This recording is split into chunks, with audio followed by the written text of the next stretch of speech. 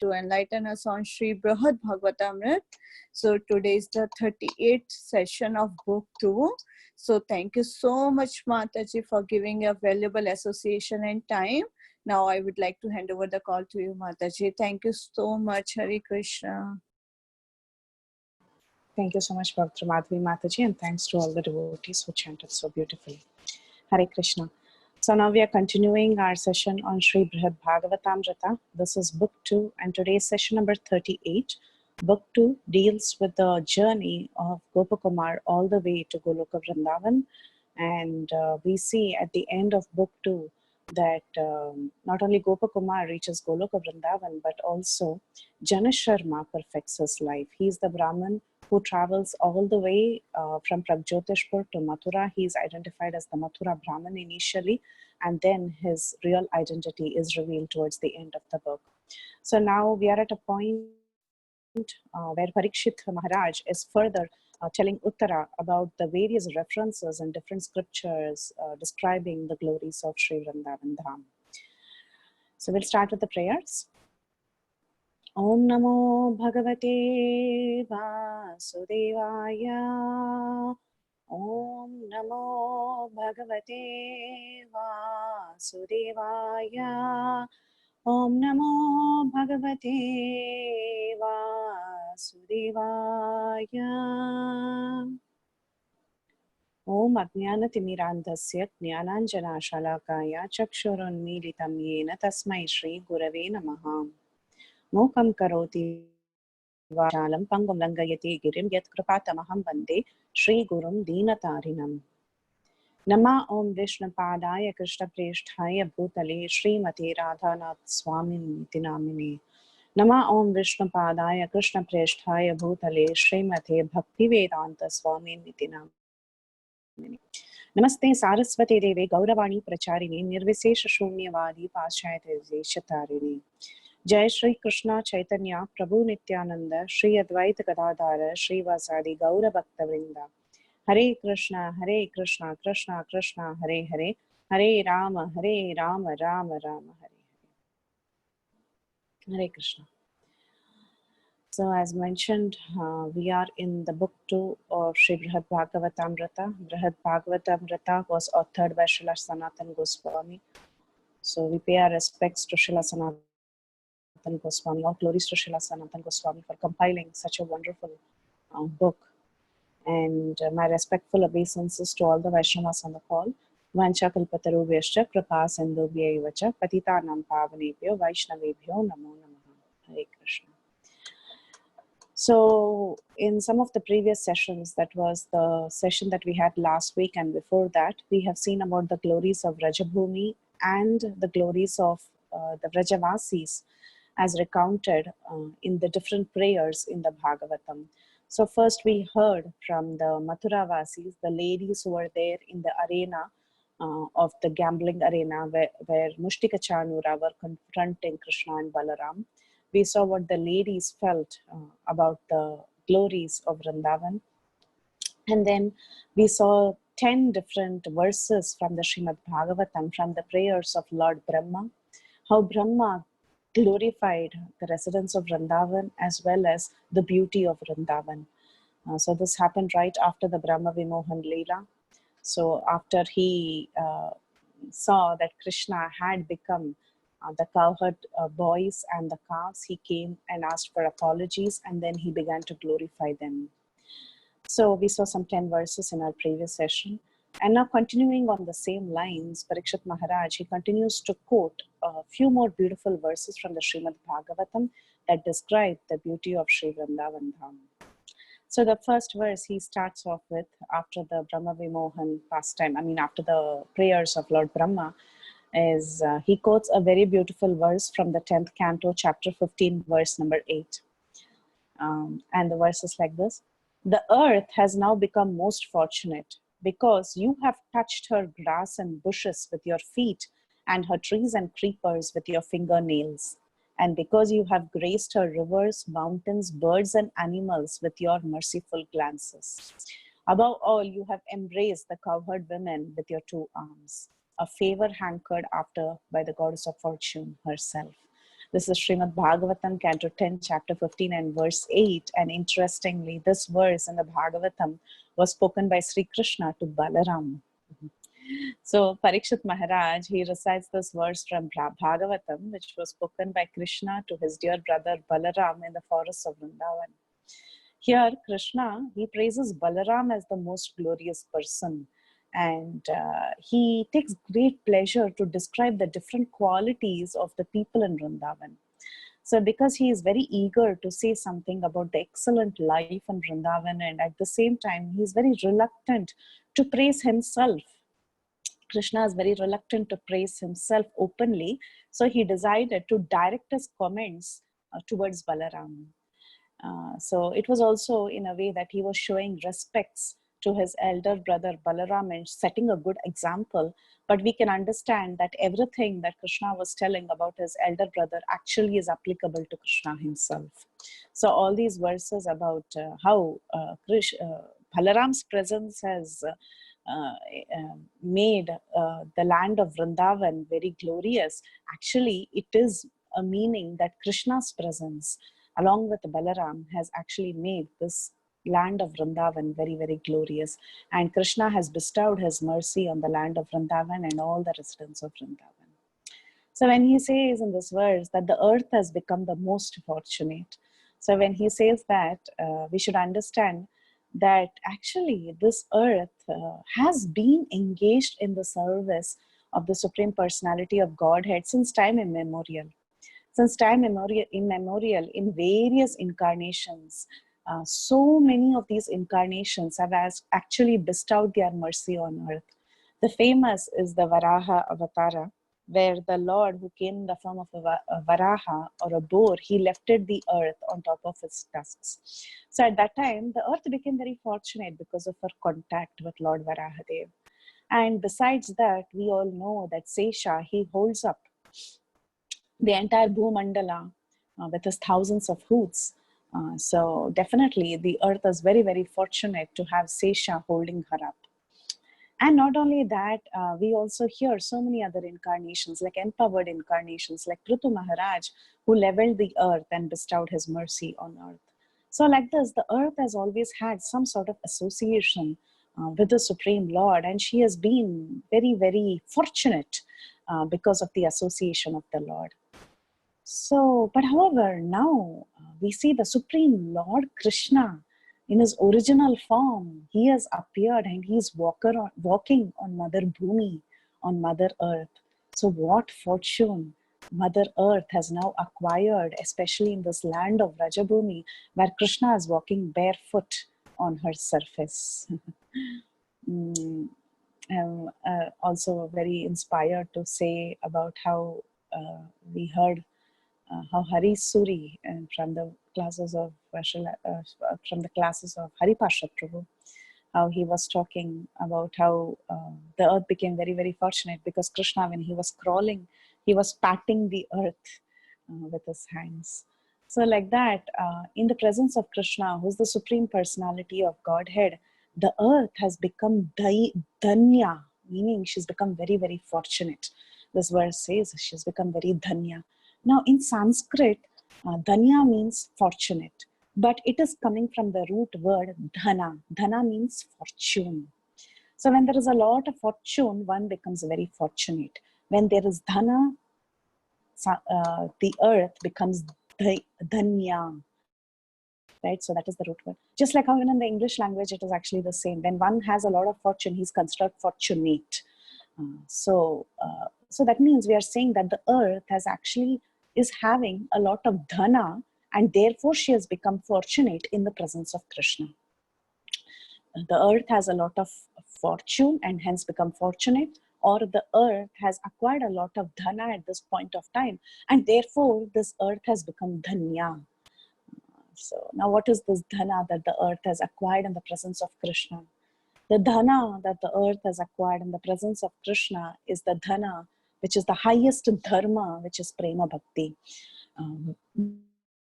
Dharma is generally considered a great wealth. To be following dharma or the existence of dharma in a particular place means that place is definitely wealthy.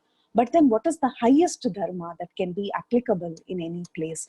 The highest dharma possible is actually the dharma of the topmost goal of life, which is prema bhakti.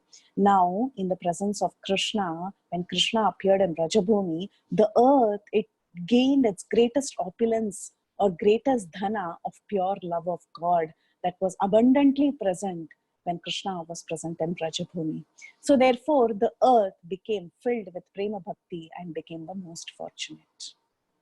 And Krishna, in this verse, he describes this fortune or prosperity of the earth in great detail. What happened when he and his dear brother were present at this time on earth? What happened?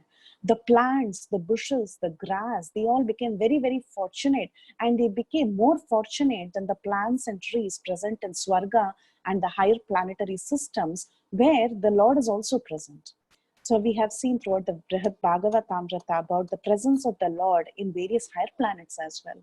Yes, different incarnations are present in the higher planetary systems, but somehow it appears that the plants and the grass and the trees and those higher planetary systems are not so fortunate as they are in Rajabhumi, because the Supreme Personality of Godhead himself is coming. He's walking barefoot and he's performing very loving pastimes, and he's freely giving out love of God.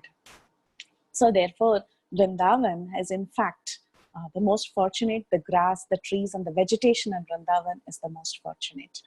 Of course, Lord Ramachandra, he did appear, in a previous yuga where he walked barefoot in certain parts of the Dandakaranya forest. But still, this presence of Krishna in Vrajabhumi and he walking in the land of Vrajabhumi is extra special because Krishna was exhibiting his Pauganda Leela, which is so sweet and so attractive to so many of them. It is definitely filled with more rasa than what we can imagine Ramachandra walking in the Dandakaranya forest. So every devotee of Krishna definitely feels that there is a lot of sweetness in that Pauganda Leela when Krishna was walking in the land of Vrindavan. So therefore, the earth became the most fortunate when Krishna was walking in Vrajabhumi. And not only that, Krishna was also displaying his pastimes by tending the cows in Vrindavan. So the cows, out of their natural love for Krishna, they were making the entire Rajabhumi sand very, very soft for Krishna to walk on that entire land. So the entire land of Rajabhumi became so sanctified as Krishna and the cows were walking together in this land of Vrindavan. So Rajabhumi was very, very fortunate. The plants, the bushes, the grass, the trees, the creepers of Vrindavan, they are all very, very fortunate. Yes, the land was fortunate, but then what about the creepers? Creepers, they appear to be extremely fortunate because Krishna would lovingly, with his own hands, he would go and he would pick the fruits and the flowers from these different creepers. He would touch them with his own lotus hands and he would use them to decorate his body. So therefore, these creepers, they became even more fortunate. And what to talk about the creepers, the river Yamuna, in which Krishna would personally get into the waters with his transcendental body, that Yamuna became so fortunate. And Yamuna, she would embrace Krishna with her arm-like waves. So imagine how fortunate she must have been. And Sri Govardhan is the mountain where different birds and peacocks and wild animals like the black deer and the other creatures, they take residence in Govardhan. So all of them, the entire hill of Govardhan and all these beautiful animals of Vrindavan, they became very, very fortunate because of the merciful glances of Krishna. As Krishna would walk through the land of Rajabhumi and as he would look around, he would graze all these different animals and birds by his merciful glances. So like this, Vrindavan, it became fortunate. The rivers were fortunate. The mountain, like Govardhan, was fortunate. The birds and the forest animals, they became very, very special because they sought this favor from Krishna. As Krishna would glance at them, Krishna would drink the water of the river Yamuna and he would climb the mountain of Govardhan with his lotus feet, and he would rest in the caves of this Govardhan hill, and he would play along with the birds and animals in very wonderful ways. So like this, everybody, they became so happy and so fortunate and filled with the topmost dhana, which is prema dhana. They were filled with the most greatest fortune that one can attain, which is love of God.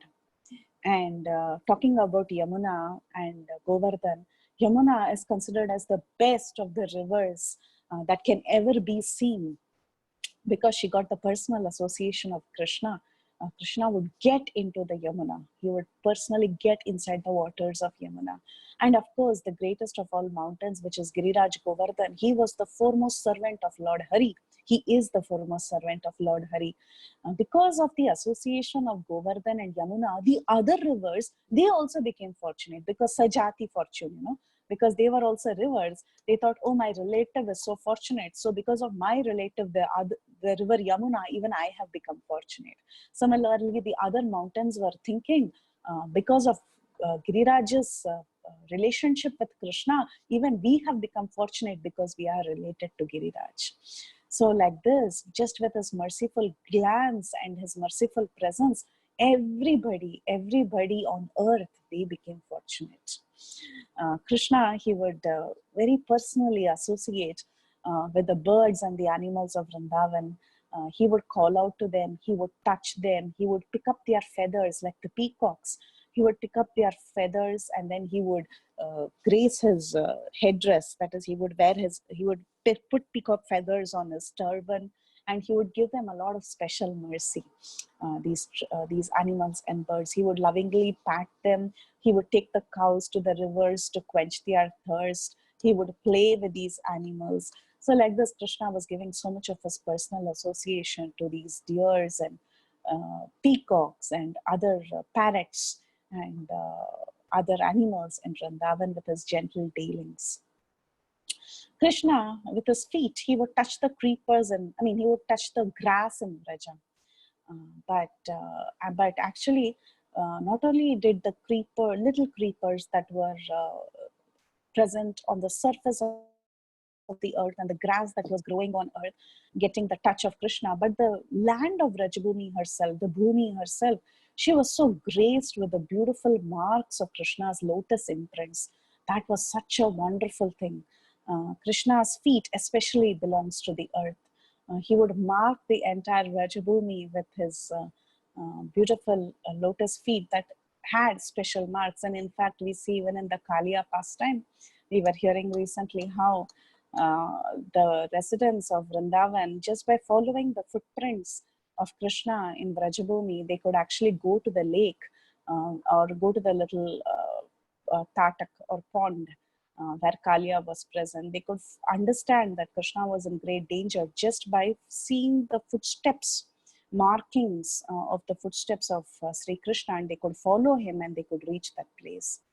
So definitely the earth has obtained a great privilege by holding the footmarks of Krishna on her dust. Even now, anyone who goes to Vrindavan, all that they ask for is just get some dust from Vrindavan. Why? Because that dust has borne the footmarks of Krishna. Because Krishna, he always would tread on Vrindavan with his lotus feet without any slippers. Of course, besides all of these birds and animals and these plants and grass and creepers, definitely the cowherds of Vraja, the cowherd boyfriends, they have definitely had the best opportunities to associate with Krishna. These cowherd boys, they would tend the cows and the calves along with Krishna and Balram, and they're explicitly, they were explicitly very fortunate, very, very fortunate, because they had this personal association of Krishna. While they would walk with him, they would take their lunch with him, they would play with him, they would steal Krishna's lunch box, they would jump on Krishna, they would climb on Krishna's shoulders.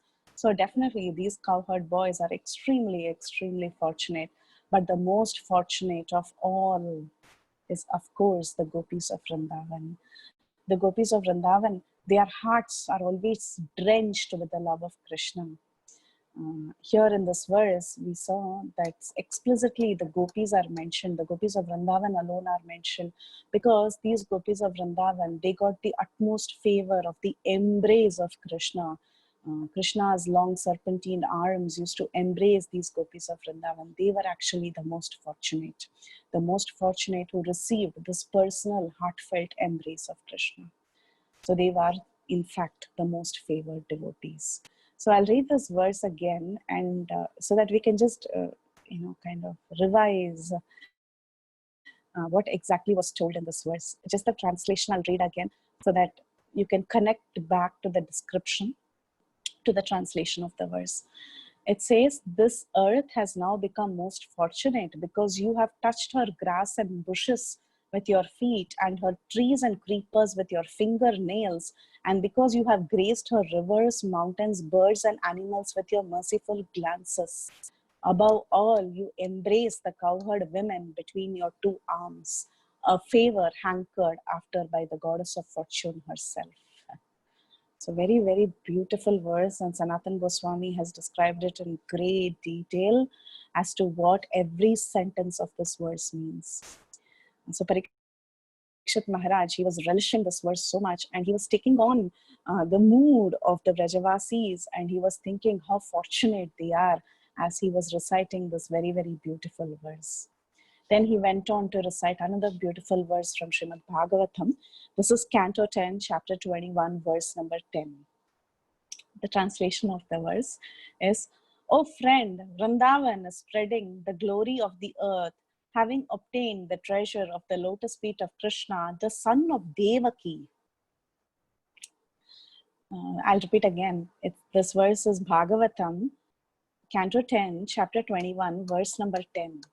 What is it saying? It says, "O friend, Vrindavan is spreading the glory of the earth, having obtained the treasure of the lotus feet of Krishna, who is the son of Devaki. The peacocks dance madly when they hear Govinda's flute. And when other creatures see them from the hilltops, they all become stunned." This is Srimad Bhagavatam 10:21:10. Very extremely beautiful verse. You can split this verse into different portions. The first thing is there is a gopi who's talking it says that this gopi is speaking this verse to Srimati Radharani. Actually, Sanatana Goswami is revealing who's talking this verse, a particular gopi who's hearing this verse. So there is a particular gopi who is a friend of Srimati Radharani, and this gopi is telling this verse to Srimati Radharani. First, she's talking about how Vrindavan is spreading the glory of earth because she has obtained the imprints of the lotus feet of Krishna, and this Krishna is the son of Devaki.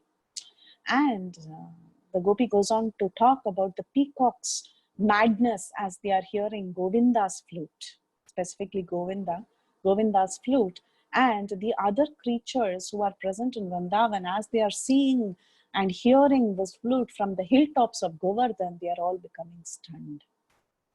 So we see that in the previous verse itself, there was so much nectar churned out. So as Parikshit Maharaj was talking the previous verse, it ended with the glory of the gopis who are the most fortunate to receive the embrace of Krishna. So now Parikshit Maharaj, he was so inspired to talk about the special love of the gopis, and therefore he was in a mood to glorify the gopis. And as he was thinking of the gopis of Vrindavan, the special gopis, the residents of Vrindavan, he began to speak about the prayers offered by some of the gopis when they sang prayers in praise of the different personalities of Raja.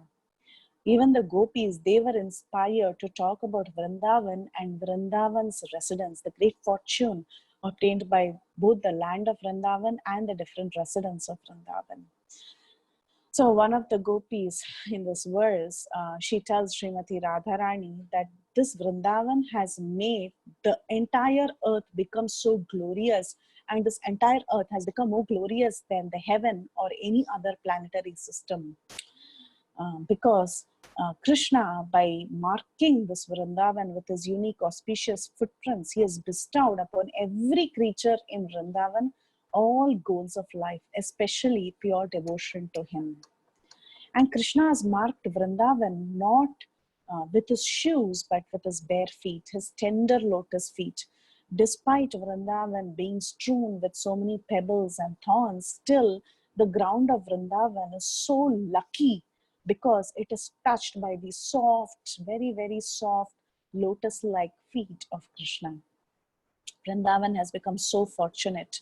Though other forms of Vishnu are present in Swargaloka and so many other places, all those different forms of Krishna who are present in the other planets, they are all just incarnations.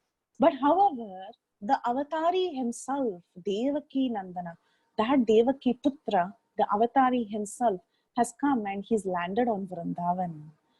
This Devaki Nandana has appeared in Vrindavan, and he's the source of all avatars.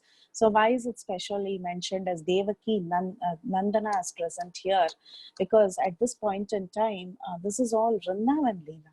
And Vrindavan Leela, it is Yashoda Nandan who's present there. So why are the cowherd girls telling Radharani that he is Devaki Nandan? It is interesting that the Chandogya Upanishad in the Vedas, we see that there is a direct mention of Krishna as Devaki Putra. So the Chandogya Upanishad 3:17, it talks about Krishnaya Devaki Putraya, and there is a verse that talks about the glories of Devaki Nandan. If one at the time of death thinks about Devaki Nandan, then and offers prayers to him, then his life becomes perfect. So this is there is a mention in Chandogya Upanishad. So directly the Vedas are glorifying the Supreme Lord as Devaki Nandan. So therefore we see that in this particular verse, Krishna is mentioned as Devaki Nandan. But besides that, there is another secret to the name Devaki that is mentioned in this verse, and this is again churned out in the purports. You can check out the purports by our acharyas. It is there in the purport of this very verse in our Srimad Bhagavatam book. And the secret revealed is that the name Devaki also refers to Mother Yashoda. And this is in turn mentioned in the Vishnu Purana. The verse in Vishnu Purana is Dvinamni Nanda Bharyaya Yashoda Devakiti iti cha Ata Sakyam Abhutasya Devakya Shauri Jayaya. The wife of Nanda had two names, Yashoda and also Devaki. Therefore, it was natural that she, the wife of Nanda, developed friendship with Devaki, the wife of Shauri, Vasudeva. Only in Vrindavan does the Supreme Lord Govinda, Ishvara Parama Krishna, who's present there, is actually the son of a cowherd. This is actually in Vrindavan, the Supreme Lord himself, that Devaki Putra himself is present. But he is present as the son of a cowherd and a cowherdess, who's Nanda and Yashoda. So therefore, from Vishnu Purana, we can conclude that the name Devaki actually directly refers to Mother Yashoda herself. So that's how the word Devaki is actually decoded in this particular verse. Now, Krishna is also described as Govinda in this particular verse.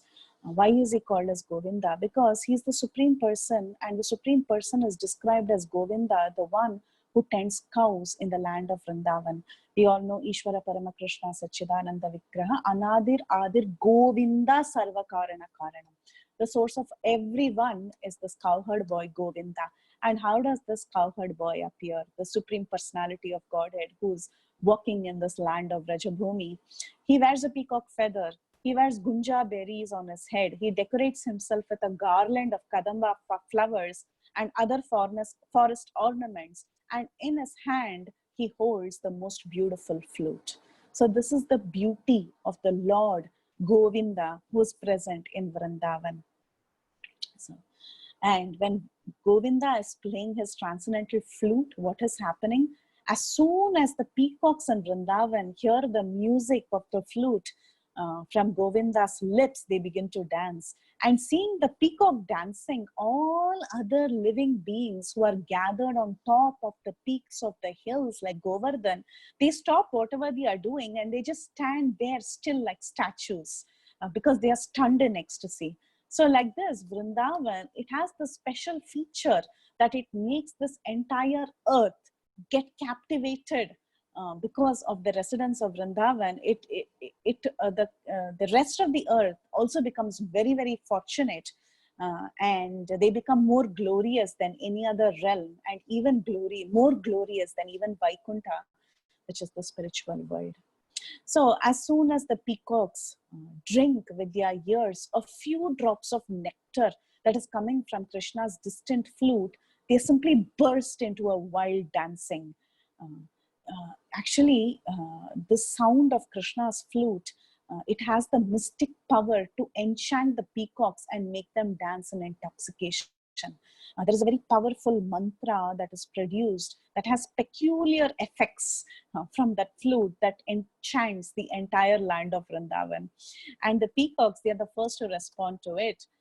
But also, this flute sound, it echoes in the peaks and the hills of Govardhan, and it attracts everybody. And it attracts everybody, meaning not just the animals, but also the trees. These trees, they are the parent of the flute. Like, these bamboo trees, they are actually the parent of this bamboo flute from which the flute is produced. So when Krishna touches his lips to the flute and he creates this enchanting, beautiful flute sound, it penetrates through the entire land of Vrindavan. Peacocks start dancing, and then in the distant hills, all the animals and birds are standing like statues. And even the bamboo trees that are present, they become very, very enchanted because they understand that their son, the flute, is actually responsible for making this noise, and they feel that they are very, very fortunate. And everyone ceases their activities and everyone stands still. And Govardhan becomes so special because we all know that during Govardhan Puja at the outset, so many offerings were given to Govardhan to feed Govardhan during the Govardhan Puja. But the Supreme Personality of God, Sri Krishna himself, he sat on the peak. That peak, it is so fortunate that Krishna himself, he sat on that peak and he announced to everyone, Shailosmi, I am this hill, I am Govardhan, Ahamasmi Govardhan, I am Govardhan. And then this Govardhan, who had the great fortune of Krishna sitting on its peak, is now becoming so stunned, and all the creatures on Govardhan are becoming so stunned just by hearing this flute sound that is coming out from his lips. Every single entity present in the land of Vrindavan, they get transformed into this level of pure goodness, which is Vishuddha Sattva. Even in Bhagavatam, there is a verse that says in Canto 10, chapter 35, verse number 9, it says that all the trees, the creepers, and everybody in Vrindavan, they attain the status of pure goodness as Krishna was walking through the land of Vrindavan. There is another verse from the Srimad Bhagavatam that talk about the transcendental nature of the plants and trees when the Lord is present. So we all know when the Lord is present personally, the land in which he is present gets transformed into Vaikuntha, or it gets transformed into the spiritual world, or even better than the spiritual world.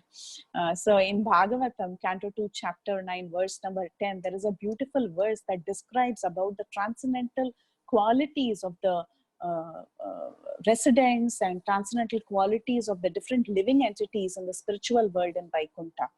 The verse is like this: the trees and creepers in the forest are so luxuriant with fruits and flowers that they seem to be manifesting Lord Vishnu within their hearts. As their branches bend low with weight, the filaments on their trunks stand erect in ecstasy of love of God, and both the trees and creepers pour down rain of sweet sap. Vishuddha Sattva is the substance in Vaikuntha, and this Vaikuntha is described in Canto 2, chapter 9, verse number 10. This is the description of Vaikuntha. In the spiritual world, there is neither the mode of passion nor the mode of ignorance, nor a mixture of both, nor is there adulterated goodness, nor the influence of time or Maya itself. Only the pure devotees of the Lord, who are worshipped both by demigods and by demons, reside in the spiritual world as the Lord's associates. In other words, the mode of sattva in Vaikuntha is never mixed with rajas or tamas. It is always vishuddha, completely pure. Thus, in Vaikuntha or the spiritual realm, there is no material goodness which is a product of Maya. Na yatra Maya kim utapare. Maya and her products have no presence in Vaikuntha. So we see that in the spiritual world, there is no presence of Maya and there is no presence of other qualities, mixture of rajas and tamas. Only Vishuddha Sattva is present. So similarly, those qualities of Vaikuntha were very much present in the land of Vrindavan because of the presence of Krishna. So wherever Krishna is present, how can any other qualities be present? So therefore, we see this beautiful verse that everything was transformed to Vishuddha Sattva, everything, the trees, the creepers, they were all looking so luxuriant with fruits and flowers that they seem to be manifesting Lord Vishnu within their hearts. And as their branches bent low with weight, the filaments on their trunks and vines stood erect in ecstasy of love of God. And Vishuddha Sattva, which is the substance of Vaikuntha, had actually got manifested in that particular place. So it's Bhagavatam 10:35-9, when Krishna was present on the planet. So everything became so wonderful. Everything became so wonderful. And another way of understanding this very beautiful verse of the effect of Krishna's flute, how the peacocks were dancing and how everything became stunned, and how the hills like Govardhan was also stunned. Another way of understanding this is that when Krishna was playing his flute, many of them, hearing the flute sound of Krishna, they were in so much ecstasy that they all fainted and fell down. And all these creatures who are the associates of Krishna, human beings and animals and cows and calves, or just think of all the animals in Vrindavan, everyone, they started fainting and falling on the peaks. And as they were falling on each other, they got stacked like piles, and they themselves resembled like peaks of people on Govardhan Hill. So that is another way of reading out this verse. And so like this, everyone's external activity got arrested when Krishna's flute was being played, and only the peacocks were dancing in wildness. Like they were so excited that they started dancing, but the rest of the animals, they were all became motionless and they fell on top of each other. Actually, how to understand this scene, this entire scene, Srila Sanatana Goswami, he very beautifully says that the entire scene can be described in this order. So you can imagine this entire, just this one verse, how this scene has actually played out in Vrindavan. So he says that the entire scene can be described like this. When the peacocks first noticed Krishna is entering the forest, they saw that Krishna is entering, and some of their feathers were strewn. You know, sometimes peacock, they shed their feathers. So as Krishna was entering the forest, he picked one of the feathers of the peacock and he put it on his head.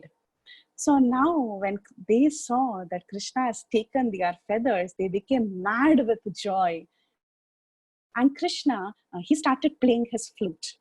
So when the peacocks became mad with joy and they started dancing, Krishna thought, okay, I should encourage them more. And he began to place his flute on his lips and he started playing his flute. So as he was playing the flute, these peacocks, their madness increased and they lost all control of themselves and they were dancing in total madness. And hearing these vibrations of the flute, the animals on top of Govardhan Hill, they just stopped everything that they were doing and they were completely plunged into ecstasy. They became stunned in ecstasy. So this is the kind of scene that is being described in Vrindavan as soon as Krishna entered. And because of how they were stunned in ecstasy, sometimes they would faint on each other and they all became a pile. They themselves became like another hill on top of Govardhan. So very beautifully, Sanatana Goswami has churned out this verse. And Vishwanath Chakravarti Thakur, he explains, how the peacocks actually relate with Krishna. He says in Vrindavan, the peacocks request Krishna, Govinda, please make us dance. And so Krishna plays his flute and they surround him, Krishna in circles, and they dance with him in a rhythm of his melody. And while standing in the midst of their dancing, he also sings and dances. So you can imagine the scene, how Krishna, the peacocks, when they see Krishna entering the forest, they ask Krishna, Krishna, make us dance. Then Krishna, he says, okay, and he takes out his flute and he starts playing his flute, and all the peacocks, they gather around Krishna and they start dancing, and seeing this beautiful performance of the peacocks, Krishna gets very excited to dance. So he also sings and he dances. So like this, these peacocks were so fully satisfied with Krishna's musical performance. Out of gratitude for Krishna, towards Krishna, for the pleasure of Krishna, they offer their own feathers to Krishna. So that's how Krishna actually, he acquires these feathers and he puts it on his head. So Krishna, he accepts the presentations of these peacocks and he places the feather on top of his turban. And all the other gentle animals like the deers and the doves, they are all enjoying this entertainment provided by the peacocks and Krishna. And they all gather on different tops of the peaks of the hill so that they can visualize this fantastic presentation by Krishna and his dear peacocks, and they become stunned in ecstasy.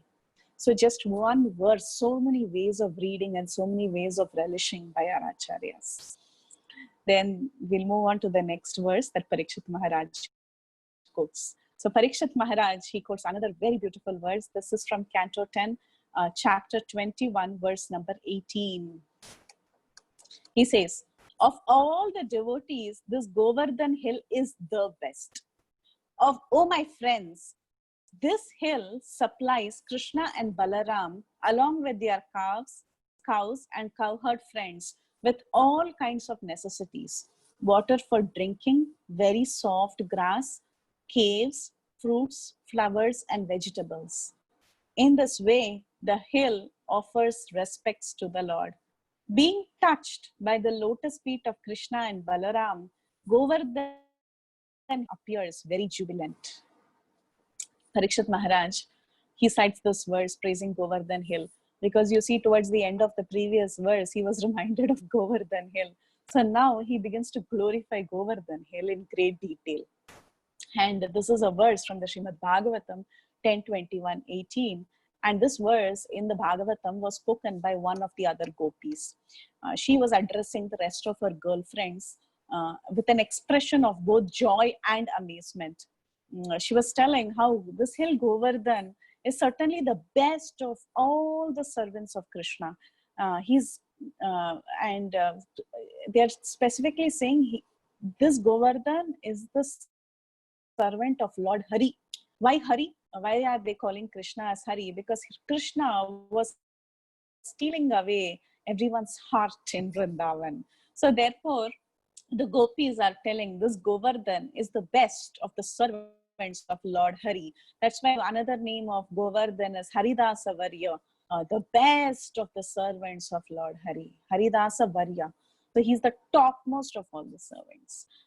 How is he the topmost of all servants of Lord Krishna? He's the best of Krishna's devotees because when Krishna and Balaram, they walk on the Govardhan hill with the touch of the divine lotus feet of Krishna and Balaram, Govardhan hill begins to display his ecstasy.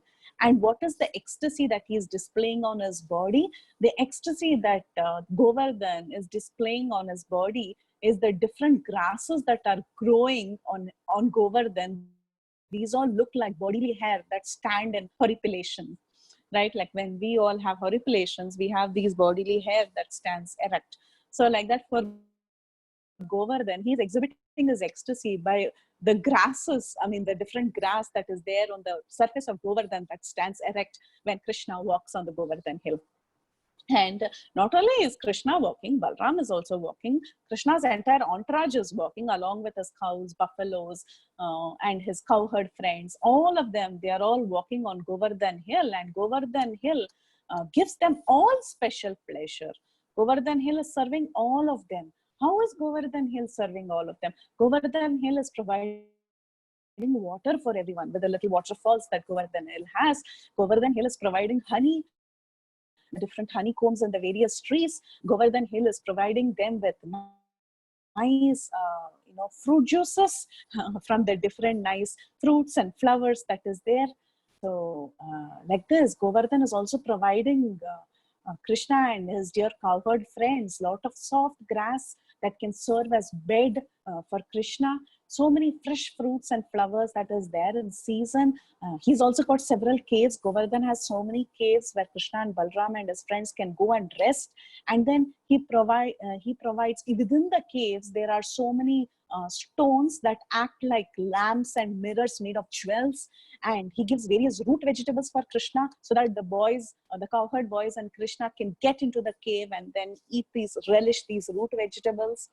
So like this, he's providing Krishna with so many things, so many comforts, not just for Krishna, but also for all of Krishna's friends, for all of Krishna's associates, not only for Krishna's cowherd friends, but also for the cows and the bulls and the buffaloes and everybody who's associated with Krishna. What a great devotee. He wants to serve everybody in so many ways, not just in one way.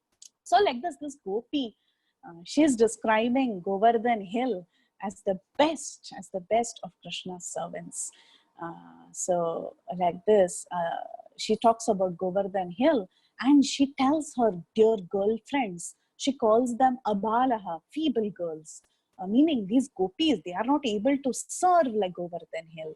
So she's out of her love for Krishna and her glorification for Govardhan, she says, oh my friend, she calls. And when she says, oh my friend, she doesn't just say friend, she calls them as a feeble girls. You're not able to serve like how Govardhan is serving. You're all very, very incapable. See Govardhan and learn from him how nicely he's serving Krishna. And how fortunate he has become. Govardhan Hill has become very, very fortunate because he's bewildered by the love for Krishna. And because you all, though you are all bewildered by love for Krishna, still you all girls, you are not able to render such valuable services. You have just become, totally hopeless. You're not able to serve like Govardhan. Govardhan is also completely enchanted by Krishna. Still, he's serving Krishna so nicely. But you all just stand bewildered, not able to do anything.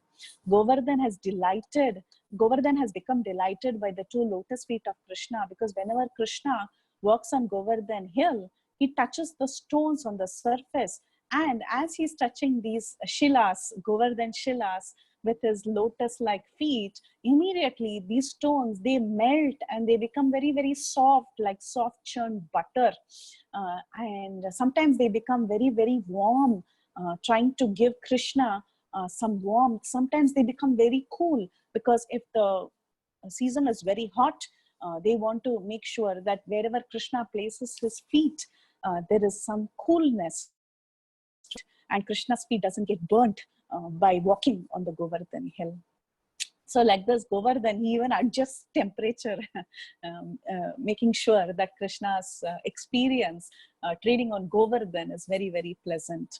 And Govardhan also, we see even now to this day, we know there are so many shilas in Govardhan that have melted because of the foot imprints of Krishna. So like this, they make themselves soft so that Krishna can walk on them without being hurt. So this is how Govardhan serves Krishna in so many various ways. And Govardhan, he takes so much pleasure in helping Krishna reveal his enchanting pastimes. So like this, the gopis of Vrindavan, they describe the greatness of this Govardhan Hill. Though these gopis of Vrindavan, they are actually full of all virtues. They are, in fact, yes, they are the topmost devotees of Krishna. There is no competition to them at all. But still, they consider themselves very inadequate. One gopi is telling the other, we are not so fortunate, or we are not able to serve Krishna the way this Govardhan is serving Krishna. So this natural dissatisfaction is there in the devotees of Krishna, and that happens because of their very, very high level of pure love of God. We have already seen this principle of daimya, how they feel naturally dissatisfied out of humility. not out of some complex issue, inferiority complex or something. It is out of pure humility that they feel like this. So like this, our Parikshit Maharaj, he glorified Vrajabhumi by praising its different attractions, like the forests of Vrindavan and specifically the Govardhan hill. So now, next, you will see that Parikshit Maharaj in the next 41 verses, beginning with the next verse, he will continue to glorify Vrajabhumi by praising the various forms of life in Vrajabhumi. So we have seen the land of Vrindavan, and we have seen how Govardhan has served, how Yamuna has served, how the entire Vrajabhumi, the forest has served, and how fortunate they are. So now we are going to see the different life forms in great detail, the different residents of Vrajabhumi in great detail, and see their great fortune and how nicely they are serving Lord Krishna. In the next 41 verses, Sanatan Goswami is going to walk us through this entire experience. So probably we'll do one of these verses because we have 10 more minutes. We can do one or two verses. So we'll take some of these verses and we'll start. So the next verse Parikshit Maharaj quotes is from Srimad Bhagavatam, Canto 10, Chapter 21, verse number 16. So what is this verse? It says, in the company of Balarama and the cowherd boys, Lord Krishna is continually vibrating his flute as he herds the animals of Vraja even under the full heat of summer sun. Seeing this, the cloud in the sky has expanded himself out of love. He is rising high and constructing out of his own body with his multitude of flower-like droplets of water an umbrella for the sake of his friend. So now we are going to see, we said we are going to see the residents of Vrindavan and their glories. Now it is so interesting how Sanatan Goswami, or you can say Parikshit Maharaj, is starting with the clouds of Vrindavan. He's considering that the clouds are also equal residents in Vrindavan. They are probably a little far away, but still they are considered as residents of Vrindavan, serving Vrindavan. One after the other, in the order of importance, he's selecting all the living beings that are perceiving Krishna's mercy in its own way. Now we can understand that clouds are not living beings, but still, meaning though they may apparently seem insentient, still they are serving Krishna in such beautiful ways, and they are going to discover how nicely the clouds are actually serving Krishna. And as Parikshit Maharaj was reciting each and every verse, we should also remember that he could understand the ecstasies felt by each of these devotees, each of these great residents of Vrindavan. Because of the ecstasy that he is feeling, we are able to get a little drop of what he's actually feeling and telling Mother Uttara, and how Sanatan Goswami has further relished it. We can actually get a little drop of their ecstasies. We can not even a drop, a part, a molecule of a drop, maybe we can try to understand. So the clouds in the sky above Vrajabhumi, they might have not taken birth inside Vrajabhumi, and also by ordinary judgment, they are no living beings. They are just clouds. They are just floating over the land of Vraja. But then, obtaining Krishna's mercy, even these clouds, they have come to life. Therefore, the gopis, they begin to glorify the clouds. And the gopis, they are they are taking out one particular cloud separately, and they are glorifying that particular fortunate cloud. That fortunate cloud, one cloud was there who went out of his way to serve Krishna. What happened to that cloud?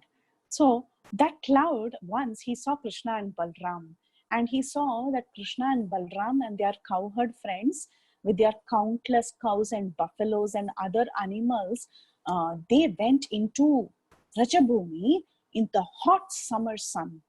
So, and Krishna was constantly playing his flute. So at this time, that one particular cloud, he guessed that Krishna and his friends were getting very tired because of this hot scorching sun who was right above this cloud.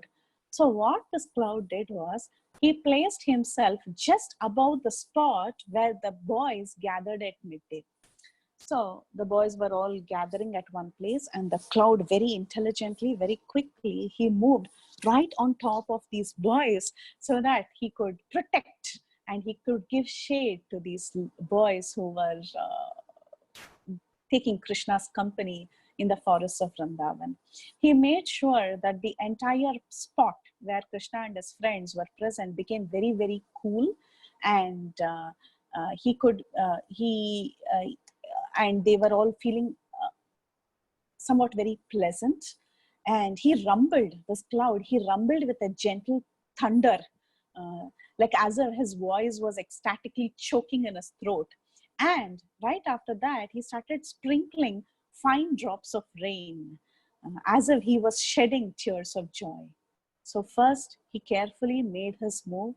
He stood, he made the entire environment very, very cool. Then he started rumbling because he was choked with emotion. And automatically, because he was choked, he started crying, thinking of Krishna. And as he was crying, his way of crying is to sprinkle fine droplets of rain. So like this, he sprinkled fine droplets of rain, relieving the heat that Krishna and the cowherd friends were experiencing.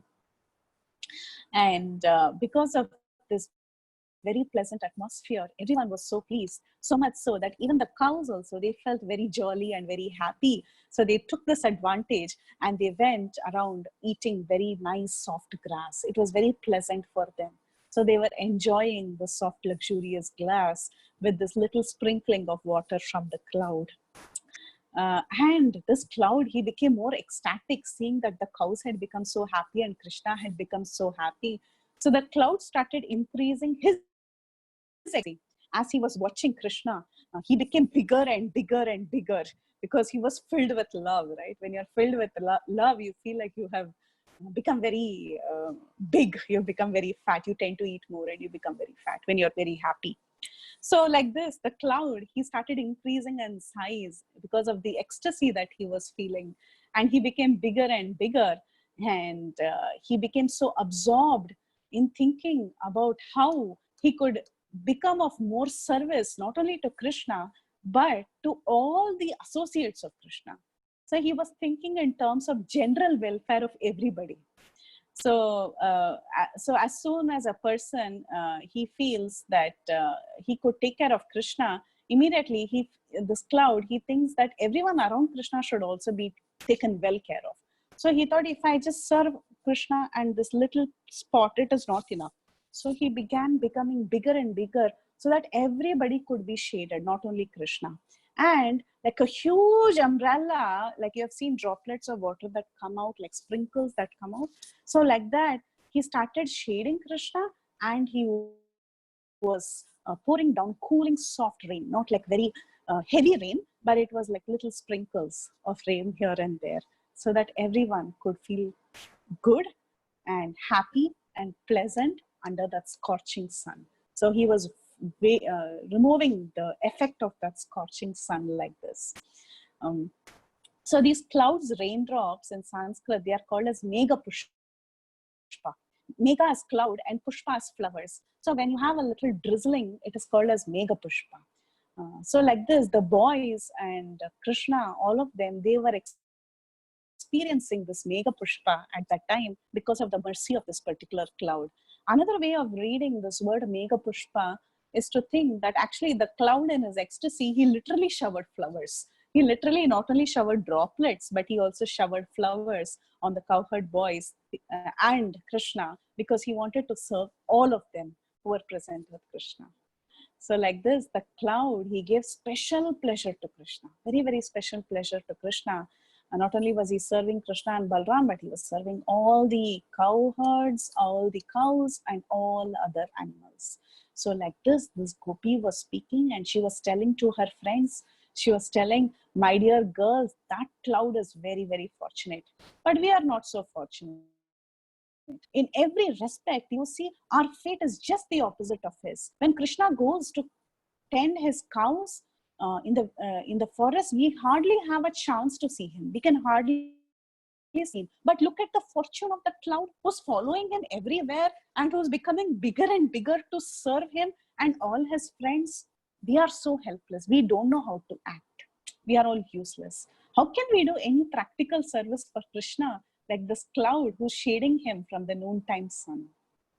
So like this, that girl was talking to her friends, and Parikshit Maharaj got reminded of this, and he started speaking to Mother Uttara. And by the mercy of Srila Sanatana Goswami, we have an opportunity to delve into this verse and understand the meaning of these verses of Srimad Bhagavatam. So now the next few verses, they are going to talk about we saw the cloud, next we are going to see the river, then we will see the creepers, then we will see the trees. So like that, one by one, level by level, we'll get into the detailed descriptions of every resident of Vrindavan, every animate and inanimate resident, and how fortunate they are in various ways. So there are 41 verses. Let's go one by one. So I'll stop here because it's time up. Our next verse is going to be about the rivers, the flow of the rivers, then the creepers, then the trees. So we'll probably start with the rivers in our next class. Thank you very much. Hare Krishna. Any questions, comments, or realizations? Please go ahead.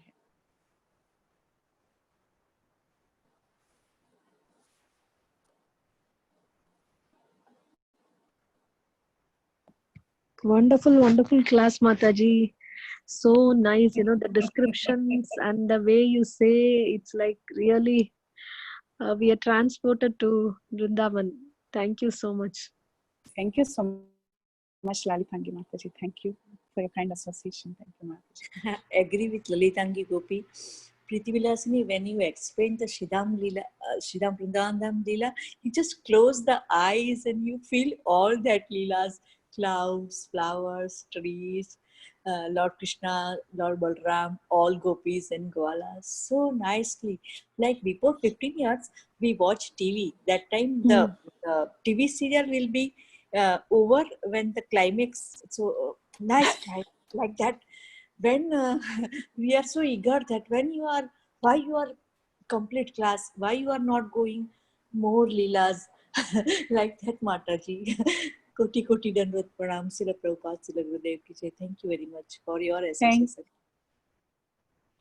Thank you so much, Vrinda Gopika Mataji, for your very sincere listening and for your very sincere association. Thank you. Hare Krishna, Preethi Vilasini Mataji, such a beautiful class. I agree with Vrinda Gopika Mataji. We could feel in front of our eyes how Krishna is walking, how Mother Earth is feeling happy, how peacocks are coming out when Krishna is playing flute, how peacocks are leaving their on his head. Everything I can see with my eyes. Very nice, Mataji. How Govardhan is feeling happy, how Yamuna is feeling happy. Everything so beautiful, Mataji. So beautiful class.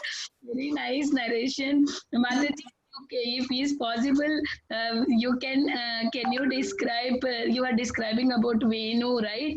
Can you recite that Madrashtakam? What was Mataji? Venu Maduram. Yes. Will come na. Venu Madhura, Vani Madhura, Gopa Madhura, Gopi Madhura. Translation from there also, Mataji, because you are describing everything today. It is related. Can we, Mataji, if it's possible? Yeah. Whatever I can. I mean, I'm not a good. I don't remember all the tunes, but I will try definitely. That's the translation. Maybe you can just relate it to today's. Yeah. Sure. I can. Yeah, I have it. So, any other questions before we get into this? Hare Krishna, Preethi Mataji. I agree with everything that was said. It is like watching a film or something. Your descriptions are so incredible. And I also, especially, I don't know why, but the Mera Pushpa really touched me. That was so sweet. And on a very personal level, I'm appreciative of your comments about the Yamuna, because I have been to the Yamuna, but I haven't been to the Ganges, and I've wanted to go to the Ganges, but now I feel better. I don't feel like I've missed so much. So That's thank true. That's true. you. Thank you so much for the class. As usual, it's just so beautiful, and I'm so very grateful. Thank you. Hare Krishna. Thank you, Mataji. Thank you so much, Mataji. That's so true. Even I like the clouds so much. It was something very special, as you said. And thank you so much, Tiffany Mataji. Thank you so much. Yes, very beautiful. Yamuna Thank is you so much. special. Hare Krishna Mataji. Hare Krishna Mataji. Dandot Pranam. Very, very beautiful class, Hare Mataji. Very nice narration. And very true that Mother Earth, how fortunate she is. She got the touch of lotus feet of Krishna. Krishna was walking in Vrindavan, and that's why we take that dust on our head and roll in the that Raman Reti. So, Yeah, but Yes. so true. you know, everybody is so thinking about Krishna, and everybody thinks how they serve Krishna, like how Gordon is serving, how clouds are. We don't even think about clouds, but they think like, you know, how cloud is serving Krishna. So yeah, that's how they are fortunate. So nice, Mataji. Thank you. Thank you, Shama Gauri Mataji, for relating to that. Thank you. Thank you Just very much, Mataji, for speaking such nectar.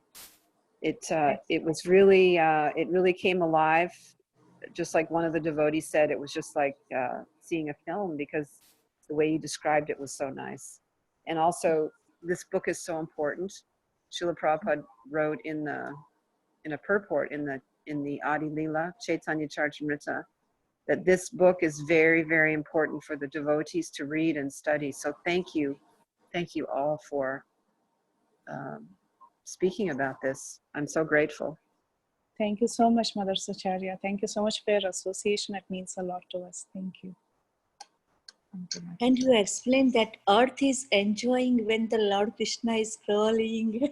Shishi Radha Raman, Shishi Govardhana, Lata, Pata, Peacock. Mataji, how nicely you explained. Thank you very much for your association. No words, Mataji, no words to your seva. You just close the eyes and you are explaining the Leela. Like Vishwarup Prabhu, we are when working in Bhaktivedanta Hospital, when we are tired, that time Vishwarup Prabhu take us in a Shridham Vrindavan Dham. Like that you are explaining so nicely. Koti Koti Dandavat Pranam Radhe. Thank you, Mataji. Really, all glories to Srila Sanatana Goswami, and all glories to Srila Prabhupada at the end of the day. Thank you, Mataji. Hare Krishna Mataji, Dandavat Pranam. Hare Thank Krishna. you so much for such a beautiful class, as usual.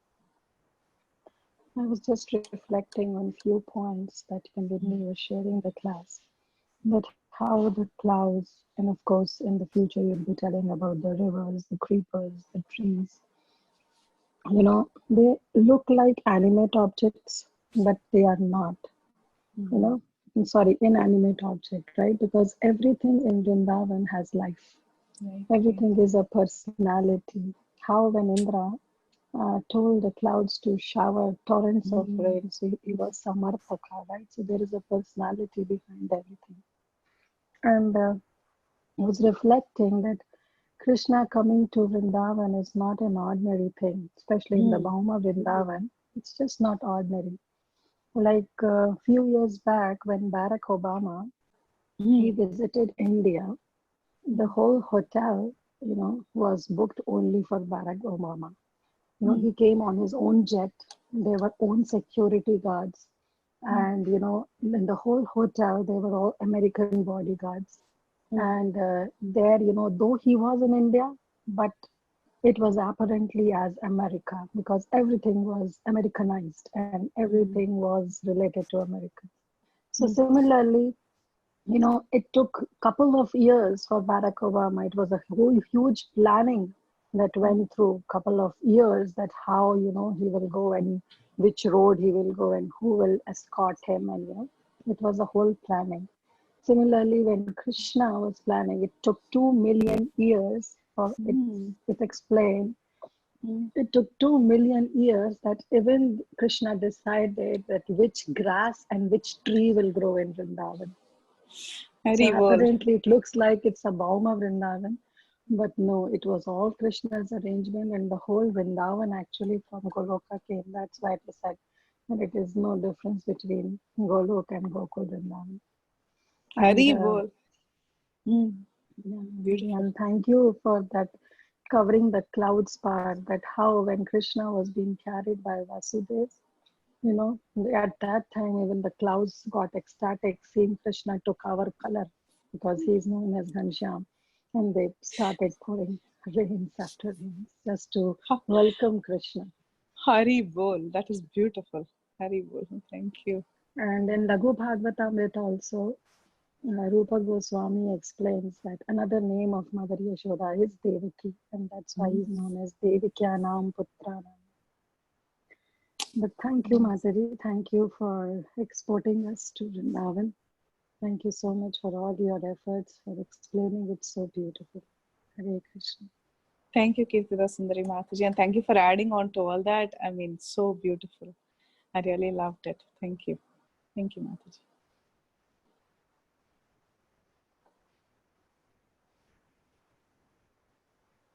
Hare Krishna, Mataji. Hari Bol, Vranda Mataji. Thank you so much. Very, very, very nectarian class, and it's so wonderful to hear about Vrindavan and how everyone is lost trying to serve Krishna at their best. It's like we are around Krishna, you know, in that holy Dham of Vrindavan when you are explaining all this. Feels like that. So wonderful. And thank you, Kirtida Mataji. That was a very beautiful realization. Mataji, I have two questions. Like you mentioned in the class that devotees ask for dust of Vrindavan when some devotees to India, Vrindavan. So I've heard that dust is like they are demigods in Vrindavan, so we are not supposed to take that dust. That also I've heard. So should we do that or not? I mean, I always have that confusion and doubt in mind.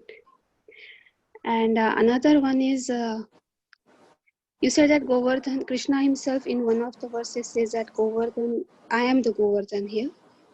And then there are verses where Govardhan is the devotee of Krishna. So who is Govardhan here actually? Krishna himself or a devotee of Krishna? So, or it's the same thing here. I don't know. Like it's one and the same thing or? Okay.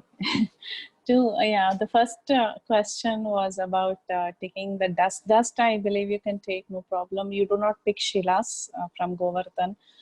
That we don't do. But dust, if you go even to Vrinda Kund and other places, they will give you some seeds of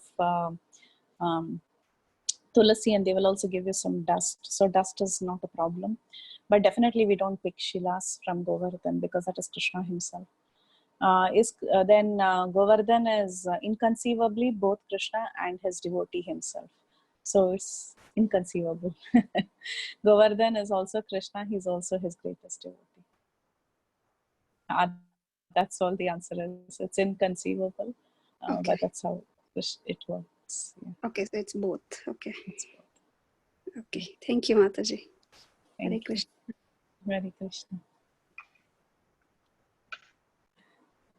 Anyone wanted to add? Yeah. I just wanted you to add. Yeah, go ahead, Mataji.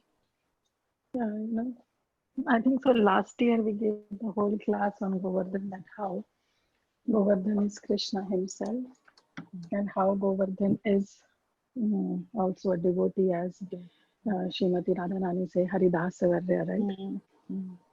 So it's just like the answer you gave is appropriate, that it's both, it's inconceivably both. Like we say Guru. Who is Guru? He's a representative of Krishna, right? But at the same time, he's Sakshat Hari. So it depends upon the mood of a devotee, how one takes, like the three Shaktis. We discussed in detail that how the three Shaktis are there, Samvit, Sandhini and Haladini. If we move to a Samvit Shakti, then we think that everything is Krishna.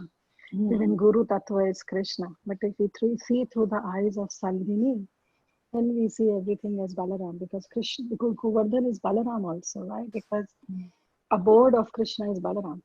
Yeah. And Balaram manifests himself as the abode of Krishna as Govardhan.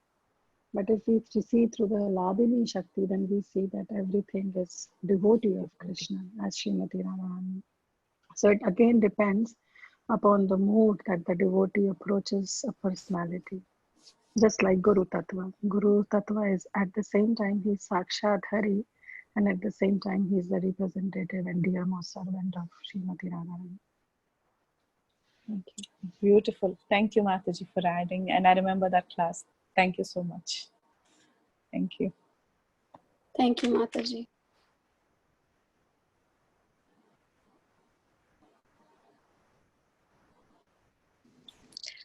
Hare Krishna, Preethi Vilasini Mataji, Dandavat Pranam. Thank you for such a beautiful class. It was really nectarian, and don't know whom all to thank. Like starting with the gopis, and then who are reciting these verses, and then we have Shukadev Goswami, and then Parikshit Maharaj, and then the clouds and the trees and the creepers and the Govardhan mountain, and then there is this Sanatan Goswami, and then there is you, and then Srila Prabhupada, and so many people to thank. And thank you so much for putting this together so beautifully, Mataji. Thank you so much, Mataji. And also the listeners, right? Like in an assembly of listeners, Harikatha becomes very relishable. Yes, as more definitely all realizations the flow in. devotees. Yeah. Thank you, Mataji, for that another dimensional realization that you shared. Very nice. Yes. No realizations here, but Mataji, I do have one question. Even when you were talking about all the Gopas, being very fortunate, everyone is very fortunate to get that association of the Lord personally. But aren't they also eternal associates of the Lord in like Goloka Vrindavan? And now even Kirtida Sundari Mataji was saying that he's picked each and every leaf, grass, tree, everything that is going to belong, to Brajabhumi. So can you please shed some light on that? Thank you, Mataji. Yeah, just a few notes. Of course, yes, they're all eternal associates. There are also some sadhana siddhas also who come. Like we see among the gopis, there are different kinds of gopis. Some of them are the gopis from Goloka. Some of them are some of the demigods who had prayed to attain, the association of Krishna. Some of the demigod wives, and then in some places you will see the sages of Dandakaranya forest. They also aspire to associate with the Lord in Madhurya. So they also got the body of, they also came as gopis. So like that it is, there are also sadhana siddhas, but they are perfected, meaning like they are very advanced. They are not like ordinary people. So definitely they were picked, meaning they were qualified. So they were very, very fortunate and qualified, and they had been waiting for this opportunity for so many years. So they are no ordinary people. But yes, there are others as well, meaning they are also perfected, who have perfected sadhana. They are also there in that batch, in that group, who are getting the association of Krishna. Did that help? Yes, Mataji, thank you so much. Hare Krishna, Mataji. Yes, that was a wonderful answer. Thank you, Mataji.